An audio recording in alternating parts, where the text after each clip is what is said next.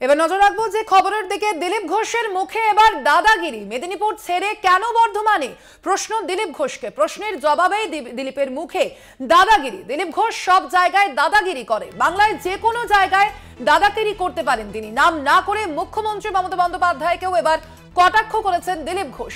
অনেকে হাত ভাঙে, পা ভাঙে, হুইল চেয়ারে যায়, এইসব দেখে আর মানুষ ভোট দেবে না। তিনি ঠিক কি বলেছেন শোনাবো।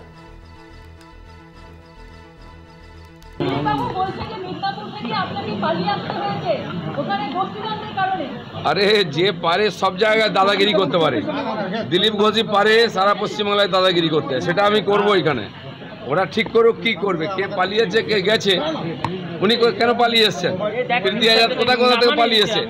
যতদিন পদ্ম ফুল ছিল জিতেছে, তারপরে গোহারা হচ্ছে।